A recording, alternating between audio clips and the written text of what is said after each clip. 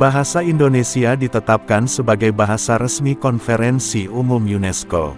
Dengan ditetapkannya sebagai bahasa resmi, bahasa Indonesia dapat digunakan dalam sidang dan seluruh dokumen konferensi umum dapat diterjemahkan ke bahasa Indonesia.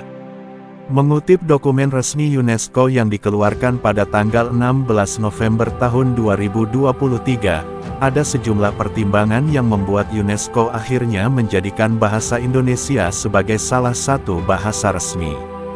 UNESCO menyebut multilingualisme penting untuk mendorong dialog dan saling pengertian, semangat toleransi, menghargai identitas, budaya, dan kerjasama antar bangsa. Menyadari peran penting bahasa Indonesia dalam mempromosikan nilai-nilai universal solidaritas dan perdamaian, membina persatuan nasional, berfungsi sebagai bahasa pembantu, dan memfasilitasi kelancaran komunikasi antar etnis dalam lingkungan bahasa Indonesia yang beragam.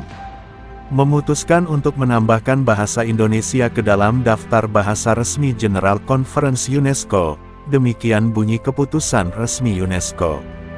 Bahasa Indonesia resmi menjadi bahasa ke-10 yang diakui sebagai bahasa resmi Konferensi Umum UNESCO. Hal ini ditandai dengan diadopsinya Resolusi 42C28 secara konsensus dalam sesi pleno Konferensi Umum ke-42 UNESCO di Markas Besar UNESCO, Paris, Prancis. Selain bahasa Indonesia, bahasa resmi Konferensi Umum UNESCO lainnya adalah bahasa Hindi, Italia, dan Portugis, bahasa Inggris, Arab, Mandarin, Prancis, Spanyol, dan Rusia yang merupakan bahasa resmi PBB. Melalui penetapan ini, bahasa Indonesia dapat dipakai sebagai bahasa sidang, dan dokumen-dokumen sidang umum UNESCO juga dapat diterjemahkan ke bahasa Indonesia. Berikut informasi fakta-fakta kenapa bahasa Indonesia menjadi bahasa resmi di UNESCO selengkapnya. Tapi sebelum masuk lebih lanjut ke pembahasan, tolong dukung channel ini dengan cara like, subscribe, dan tekan tombol loncengnya.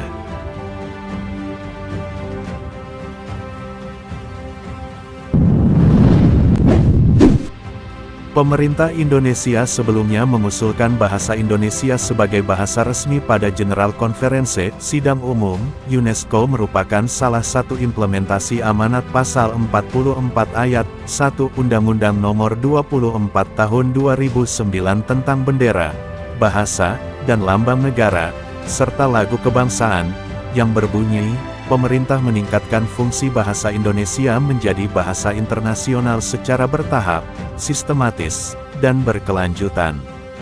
Usulan ini juga merupakan upaya de jure berdasarkan hukum, agar bahasa Indonesia mendapatkan status bahasa resmi pada sebuah lembaga internasional. Setelah secara de facto, berdasarkan fakta pemerintah Indonesia telah membangun kantong-kantong penutur asing bahasa Indonesia di 52 negara.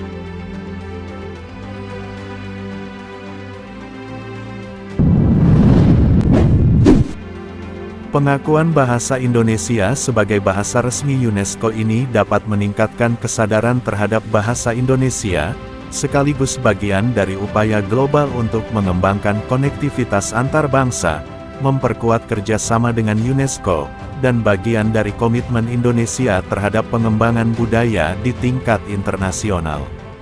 Pengakuan bahasa Indonesia sebagai bahasa resmi Konferensi Umum UNESCO akan berdampak positif terhadap perdamaian, keharmonisan, dan pencapaian tujuan pembangunan berkelanjutan tidak hanya di tingkat nasional, tetapi juga di seluruh dunia, tutur Duta Besar Republik Indonesia untuk Prancis Andorra Monaco, Muhammad Umar.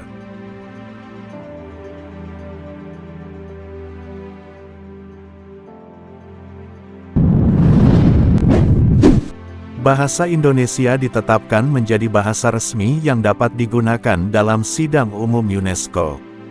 Presiden Joko Widodo menyebut hal ini sebagai kebanggaan bagi segenap bangsa. Sidang umum ke-42 UNESCO di Paris yang berlangsung Senin tanggal 20 November pagi, telah menetapkan secara aklamasi pengakuan atas bahasa Indonesia sebagai bahasa resmi yang dapat digunakan dalam sidang umum lembaga tersebut, kata Jokowi dalam keterangan yang diunggah di akun Twitternya. Badan khusus PBB yang membidangi pendidikan, keilmuan, dan kebudayaan ini menetapkan bahasa Indonesia melalui resolusi berjudul Recognition of Bahasa Indonesia as an Official Language of the General Conference of UNESCO dalam ujarnya. Itulah fakta-fakta tentang bahasa Indonesia yang menjadi bahasa resmi di UNESCO. Terima kasih sudah menonton video ini. Jangan lupa untuk dukung channel ini dengan cara like, subscribe, dan tekan tombol loncengnya.